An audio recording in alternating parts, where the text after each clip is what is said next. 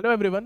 आज के इस छोटे सेशन में हम यूएस और इंडिया के बीच में जो ट्रेड टैरिफ वॉर चल रहा है उससे जुड़े हुए लीगल इश्यूज को समझने की कोशिश करेंगे।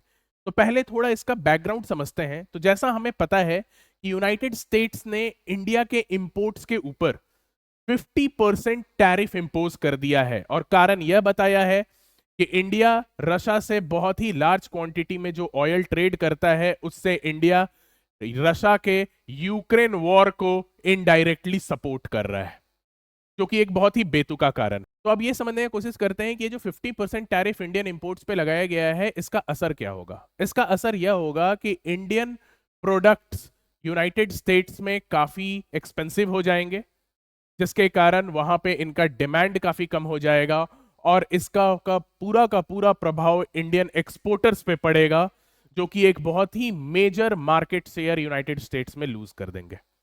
तो अब हम लोग यह समझने का कोशिश करेंगे कि ये जो यूनाइटेड स्टेट का स्टेप है इसमें क्या क्या लीगल इश्यूज इन्वॉल्व है और इंडिया के पास इसके अगेंस्ट क्या क्या लीगल ऑप्शंस अवेलेबल है। तो जो पहला लीगल इशू इस पूरे मामले में इन्वॉल्व है वो है डब्ल्यूटीओ या इंटरनेशनल ट्रेड लॉ का एमएफएन प्रिंसिपल, जो कि आर्टिकल 1 ऑफ गैट एग्रीमेंट में प्रोवाइडेड है।